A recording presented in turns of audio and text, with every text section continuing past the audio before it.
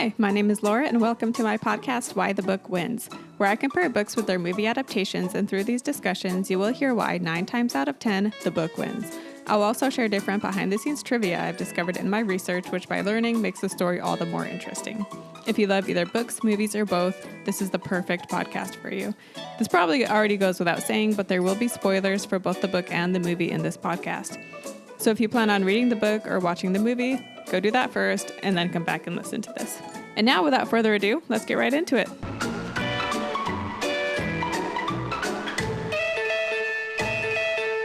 Hi, thanks for joining me for today's podcast.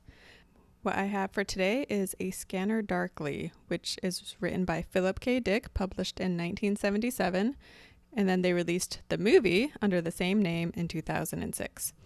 Philip K. Dick is a very famous sci-fi author, and a lot of his books have been turned into movies, so this certainly will not be the last you'll be hearing of him on this podcast. While reading this book, I couldn't decide whether or not I liked it.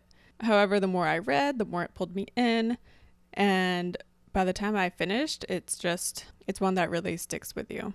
However, it's not a book I would recommend to just anybody, so after you've listened to this podcast, you can decide for yourself if it's one you think you would even be interested in.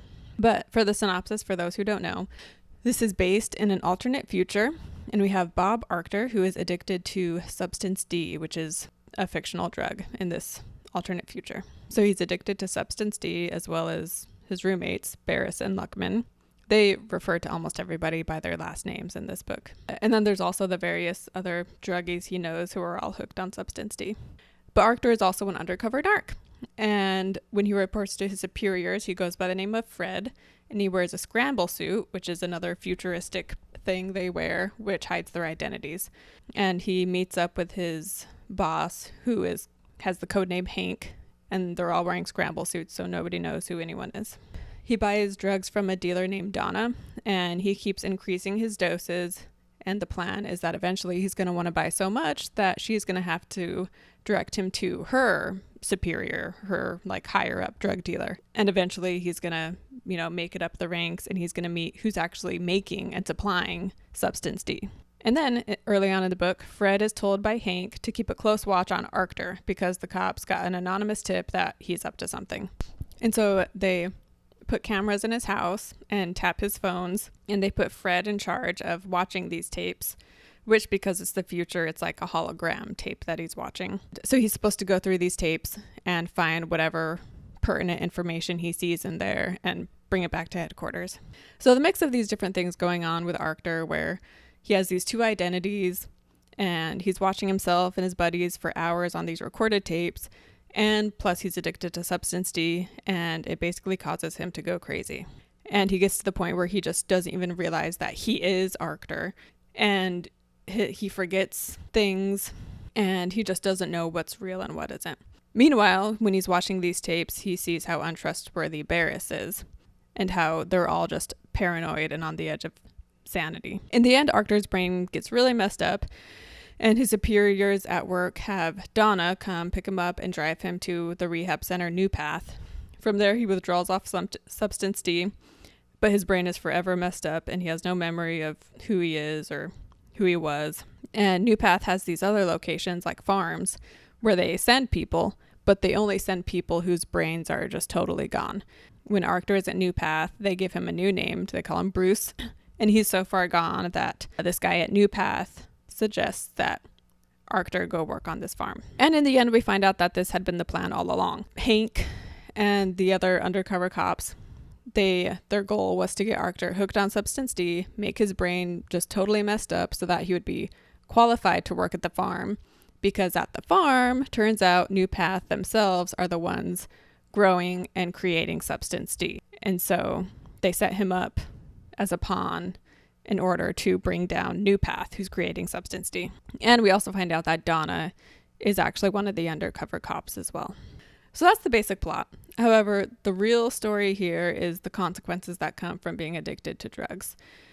There are stories in this book that are humorous and just kind of showing where the drug-addled mind goes and how one person can have a paranoid thought, and then everybody just takes that idea and runs with it.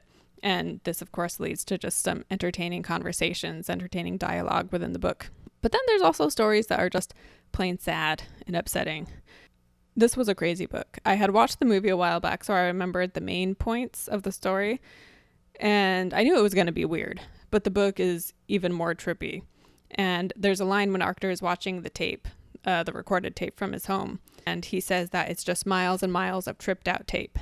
And I feel like that's a good way to describe the book. The title, A Scanner Darkly, which is, I think, a perfect title. Like, it's kind of weird and interesting, but grabs your attention. It comes from a passage where Arctor is pondering the cameras/scanners that are monitoring his house. And he's saying, the internal dialogue in his head, he's saying, "What does a scanner see?" He asked himself.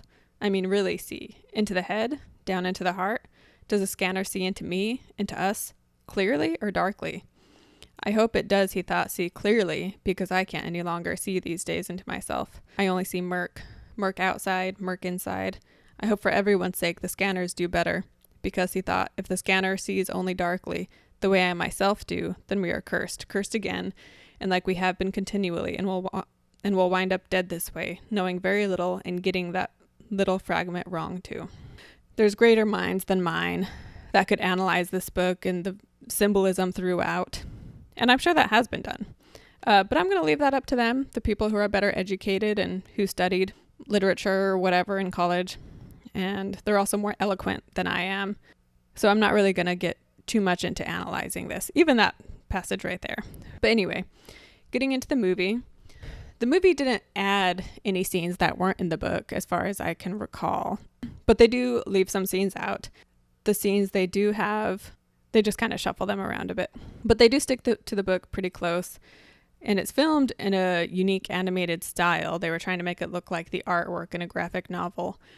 And so after filming, they turned it over to the animators, and it took them 1.5 years to finish it. But it was a great idea because the way it's drawn just really adds to that, I don't know, trippy feel they're going for.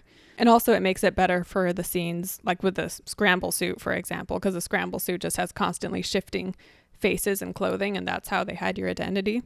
Plus the scenes where he's hallucinating. I think it's good they did it all in cartoon, because had they not, then the CGI for those scenes might have ended up being just a distraction if it was poorly done. The soundtrack is also really good. It adds to the weird vibe that they're going for. And with the acting, so we have Keanu Reeves, who plays Arctor. And, he's actually not a favorite actor of mine. He's been in some great movies, but I do think there's far more talented actors out there. Having said that, he does do a good job in this. I could see someone else having done it better, probably. But overall, he does fine. Though, side note, in the book, there are multiple people who refer to Arctor as being ugly, and Keanu Reeves certainly isn't ugly. But this is Hollywood. Of course, they're not going to cast someone ugly in their lead role. And then we have Robert Downey Jr., who plays Barris, and he is perfectly cast. Although I could be biased because I had seen this movie before. And so as soon as Barris was introduced, I started picturing Robert Downey Jr. in my head. So maybe that's adding to why I think he was so perfect. But he's a great representation of this character who, as director Richard Linklater says, someone who is intelligent, evil, and humorous.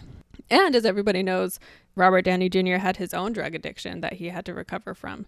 And he filmed this movie when he was like 2 years sober. And so I always find that interesting. And I wonder if they choose these roles for any specific reason, like because they can identify more with someone who's addicted to drugs, or if, I don't know, maybe I'm looking too much into it. Anyway, we have Winona Ryder, who plays Donna, and I have no complaints for her acting in this. She does a good job. The only critique is that in the book, Donna is like 19 or 20, and Winona Ryder is in her early 30s, so that doesn't fit. And we have Rory Cotrain, who plays... So two characters in the book, we had Jerry Fabin and Charles Freck, who were roommates. But in the movie, they just combined those two guys together, and they just call him Charles Freck. And so that's played by Rory Cotrain, and he does a great job as the paranoid, going out of his mind, drug addict. And you might recognize him from Dazed and Confused, although it's kind of hard with the animation, and he's older. But he plays Slater in Dazed and Confused, which is the long-haired guy who wears a hat, who is also like a pothead in that movie. And last but not least, we have Woody Harrelson, He plays Luckman, the third roommate so 3 guys lived with Arctor, Barris, and Luckman. Woody Harrelson doesn't have a very big role in this, but he does a good job in the scenes he's in. And the differences between the book and the movie, so it starts out the same, where we have the guy hallucinating that bugs are jumping all over the apartment and all over him.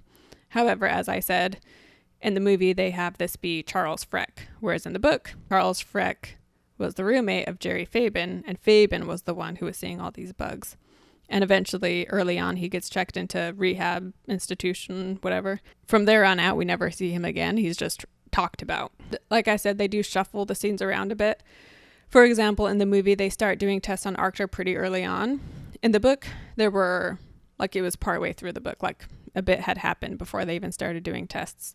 And also in the book, they say that the reason they're even doing the tests is because they monitor the conversations he has with Hank. And in one of the conversations, he was relaying a story about when Barris brought a bike home and talking about how it was missing gears. And so this scene is shown in the movie, but not in its entirety. So in the book, it's also a 10-speed bike, and they only see 8 gears. In the movie, they changed it, and it's an 18-speed bike, but they only see 9 gears, I think. But in the book, they take it out on the street, and they ask the first person they find how many gears that this person can see on the bike. And the person sees the same amount as them, but they show them how the gears work and how even though you only see the 7 or 8, it is a 10-speed bike because of how the gears work. And I don't know anything about bikes, so that part kind of confused me. But basically, because they weren't able to logically figure out how these gears worked and that it was a 10-speed bike, these people who were listening to the conversations, that clued them in that these people were losing their brain functions. And so that's why they wanted to do tests on Arctor. The movie also shows that Barris is the informant very early on. In the book, Arctor suspects it's Barris, but he doesn't know for sure. And it's not until the end that Barris shows up in person to the station and he knows it's him. And there's a scene in the movie and the book where Arctor, Barris, and Luckman are working on the car, and then Freck comes over. In the book, he doesn't like how cocky and what a know-it-all Barris is, and so he has this idea in his head about how he's gonna, play a joke on Barris. And his idea is that he's gonna walk up to Barris and tell him that he bought some kind of drug plant, but the drug he mentions is made in a lab, so a plant version of it doesn't exist. And so he knows that Barris, because he's just such a smart aleck, is gonna be like, you couldn't have bought a plant of that drug because that drug isn't organic. And then Freck is going to get him by being like, I didn't mean an actual green plant. I meant a plant like a factory. And he thinks that, this will make everybody laugh at Barris and it'll show how clever and smart Freck is. So he's imagining how this is going to play out in his head and it's going to just make him feel good. However, when he gets there, they're all just so engrossed in the car. So when he says the plant line, they just aren't even phased and they're just going along with it and just don't even care. In the movie, they show Freck coming over, but they leave out the whole plant joke. And in both the movie and the book, they make fun of Freck for sounding like Donald Duck when he gets all worked up. And both Freck ends up driving off because he just doesn't like the vibe over at their house. And the book goes on to show Freck's internal dialogue about how it always used to just be chill and mellow over there, but now Fabin is an institution and Arctor and his roommates are just always on edge and how one of them is just bound to kill each other. And he says the line, how can days and happenings and moments so good become so quickly ugly and for no real reason, just change with nothing causing it? And then as he's driving away, it says, the most dangerous kind of person, Arctor said, is the one who is afraid of his own shadow. That was the last Freck heard as he drove away.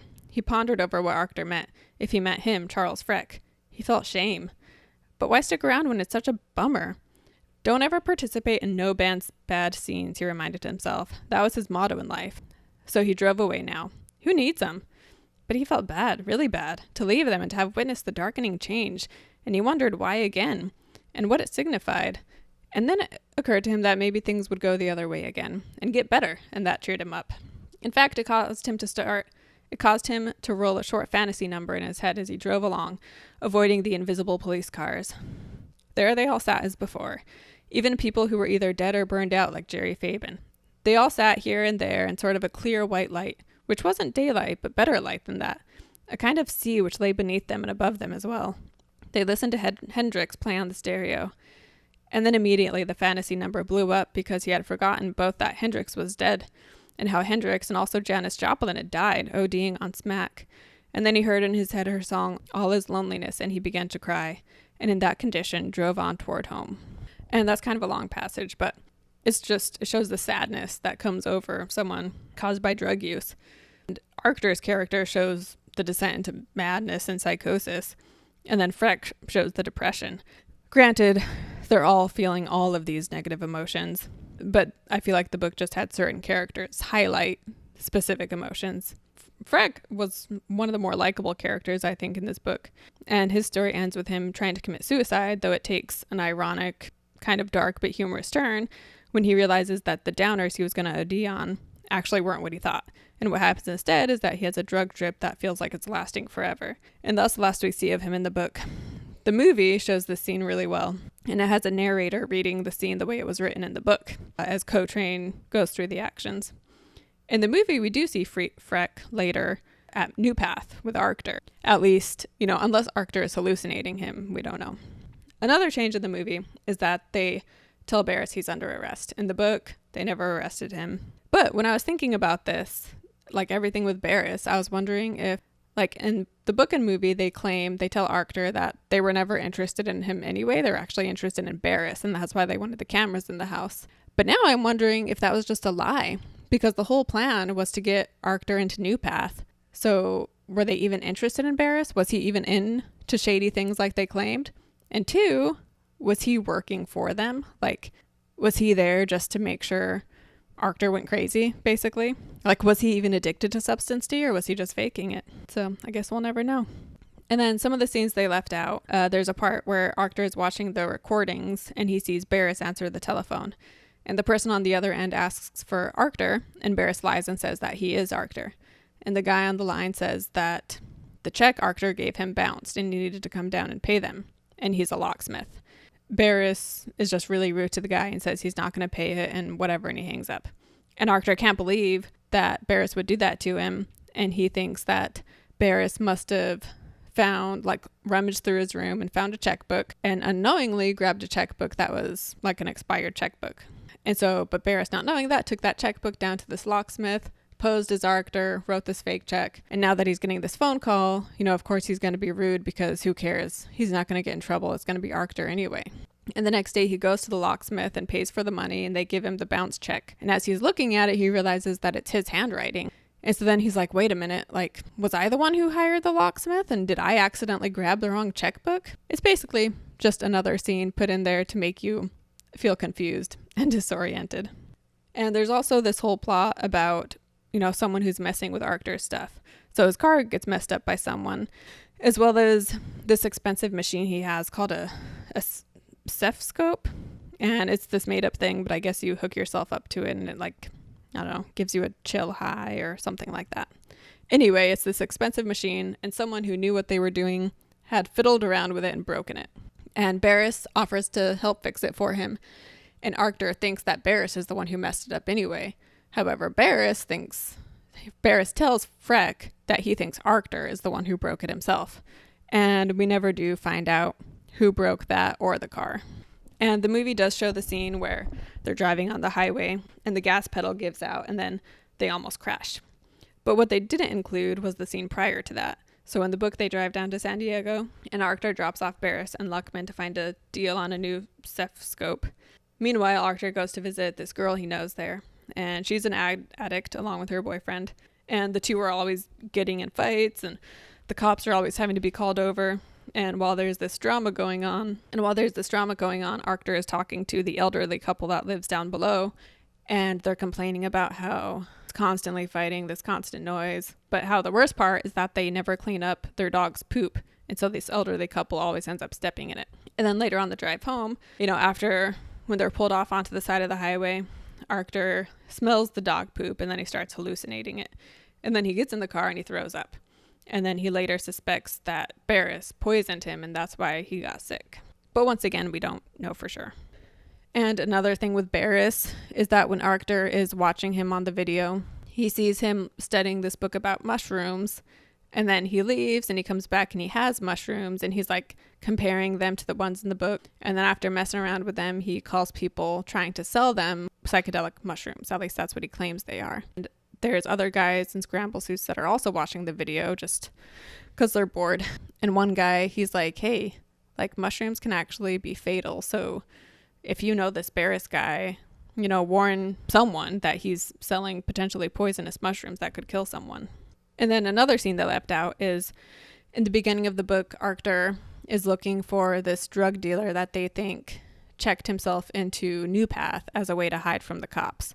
And the only way that he can find out if he's there is by he himself pretending that he wants to go in and be treated. And the whole thing ends up being useless and he doesn't find anything out. The main part I noticed with this whole scene was just how mean the rehab workers are. Like just telling him how pathetic he is and how he doesn't have the courage to get away from the filth and how, you know, if he leaves now, they're not going to take him back and blah, blah, blah. And speaking of New Path, the book and the movie show Bruce when he's in the facility before he transfers to the farm. However, in the book, they show way more of his time in the rehab center. And a lot of the scenes were like just kind of confusing. Maybe he was just trying to illustrate the withdrawal he was going through and how weird and crazy that was. I don't know. Also, I guess the people at the rehab center were doing tests or something. I don't know. It was kind of confusing. And the movie, it shows the whole rehab scene very briefly. And I think that was a good idea to just cut that part short because I didn't get why they just kind of dragged it out, it seemed, in the book. But the biggest change of all, in my opinion, is that it lacks that slow burn of going crazy and Arctor just not identifying himself. You know, it starts out slow and it gets progressively worse and worse. Whereas in the movie, it just kind of happens suddenly. And even when it does happen, you don't really I don't know. I feel like they don't really make you feel it. And I think the movie relied too much on hallucinations as a way to show that he was going crazy. The book did a really good job just using internal dialogue and describing how Arctor is acting. You know, by reading it, you just feel that craziness he's feeling. You know, what makes it trippy or crazy is the fact that he doesn't even know that he's going crazy and he doesn't know what's real and what isn't. And he doesn't even know who he is when he's watching this tape of Arctor. He doesn't know he's watching himself. And the movie just didn't show that as much. And, you know, like I said, they relied a lot on hallucinating, which is unnerving. But what's trippier is not knowing what you're seeing is a hallucination and not knowing, you know, not even knowing who you are. And I guess it's easier for a book to show that since it relies solely on words. Whereas because a movie is visual, they try to show us visually how insane he was becoming. In the book, there's one of many scenes, but I'll just share one from the book, just showing how far removed he was. And in this scene, he's Fred in his scramble suit watching the tapes of Arctor. Arctor is sitting down alone reading. And this is what Arctor is thinking as he's watching tapes of himself. He's getting worse, reading aloud to no one messages that don't exist and in foreign languages. Unless he's shucking me, Fred thought with uneasiness. In some fashion figured out he's being monitored and is covering up what he's actually doing. Or just playing head games with us. Time, he decided, will tell. I say he's shucking with us, Fred decided. Some people can tell when they're being watched. A sixth sense. Not paranoia, but a primitive instinct. So basically he's suspicious of the way Arctor is acting, thinking that Arctor must know he's being watched. So he's talking to himself as if he himself isn't Arctor who he's watching. And of course Arctor knows he's being watched because you know that there's cameras there. And so that's just one example. But the book just keeps getting progressively more and more trippy. And I know I'm using that word a lot, but I feel like that's just the best word to describe the feeling that happens with this book. When you have Arctor's internal dialogue, or when he's listening to two people talking, it'll interject with these lines from a German poem. And then there's also a scene where he hears a voice in his head other than his own giving him this idea. And he doesn't even think it's weird. He's not like, whoa, like I'm hearing things. Instead, he's just like, oh, that's a good idea. Yeah, I'll do that. Like I said, just going crazy, but not realizing you're going crazy. In the movie, there's only one scene where Arctor refers to himself in the third person, but that one scene still doesn't quite do it enough to make you fully realize that he doesn't even know who he is. So my final thoughts with this, you know, we have the book, which begins with Jerry Fabin, who from the start has gone off the deep end, and he thinks that his apartment is crawling with aphids. They jump up from the carpet, they're all over him, they're all over his dog, and they were brought in by carriers, people who have these bugs on them, but they don't even realize it. And at first, his friends think it's funny and they make jokes about it, but eventually, Fabian goes into a facility because he's just gone crazy and needs to get off his drugs, and even when he is off the drugs, he can't be out in the real world anymore, and he becomes a warning to the others in that way. Although, of course, even though this happens to Fabian, not only has that happened, but they've known other people who have died. But nonetheless, they still continue with their addictions. At one point, Arctor realizes that they're just pieces in a board game, and Fabian may have been further ahead and reached the final destination first, but that they were still all on that same board game, all on the same path, heading towards the same ending. And Philip K. Dick actually wrote this book based on his own experience. And he's quoted saying that everything in A Scanner Darkly I actually saw. And in the book and movie, Arctor had kicked his wife and kids out of the house. But in Philip K. Dick's real life, his wife left him. And so he says how, my wife Nancy left me in 1970. I got mixed up with a lot of street people just to have somebody to fill the house. She left me with a 4-bedroom, 2-bathroom house and nobody living in it but me. So I just filled it with street people, and I got mixed up with a lot of people who were into drugs. And when he wrote the book, it was a difficult process because of its autobiographical nature. And his new wife at the time, said that she would find him crying after a writing session because, it was just hard to bring up all these memories. And in the author's note at the end, he dedicates this book to all those friends of his and how they all just wanted to play, but they played too long and were punished with consequences which were far too severe. And then he lists the names of those he knew and what happened to them. And a lot are deceased. Some have permanent psychosis, others brain damage, vascular impairment, and he even lists himself. He has permanent pancreatic damage from it. And the movie actually also includes this, as well as a section from the author's note right before the credits roll. And so it's a weird book, and it has some dark humor and crazy stories. Yet in the end, it just left me feeling sad, and it'll stick with you. And just how addiction is just a scary thing, and no one sets out with that as their goal. In some ways, the people who dabble in certain drugs or drink and yet avoid becoming a drug addict or an alcoholic, it almost just seems like luck, like something in their genetics or something. They're just lucky, and it didn't happen to them. Also, like maybe, someone isn't an addict or an alcoholic now, but that doesn't mean it couldn't happen to them in the future if they continue on this certain path, like how in the book they were all laughing at Fabian and how crazy he was, but they all ended up reaching that point themselves too. So they weren't any different. Fabian was just a few steps ahead. And with the book versus the movie, as I'm sure you might have already guessed, the book is definitely better. If you love to read, chances are the reason you love to read is because a well-written book, you just get really carried away in the emotions and the events of the characters. And this book will make you feel the insanity that Arctor is feeling. I mean, I didn't feel like I myself was going crazy, but I could feel the craziness going on in his head when I read it, As I said above, this isn't a book I would recommend to a wide audience. And in fact, I feel like it would be a very rare instance in which I would recommend it to an individual. It can be crude at times, which is to be expected because it's about drug addicts. And I don't even know if I myself will read it again. If I do, it would probably be like way down the road. The movie does do a good job staying true to the story though. But as I said above, they just didn't totally capture what was going on inside Arctor's mind.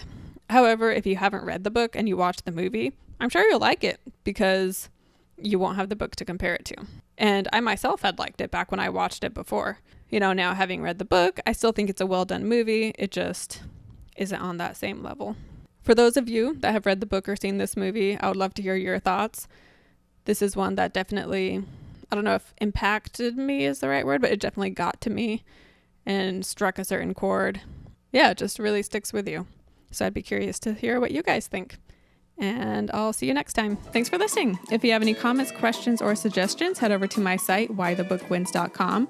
You can leave a comment there and I will be sure to reply. You can also find me on Instagram under the same name, Why the Book Wins, and you can message me there, and don't forget to follow. And also don't forget to subscribe to my podcast and join me next Wednesday for the newest episode of Why the Book Wins.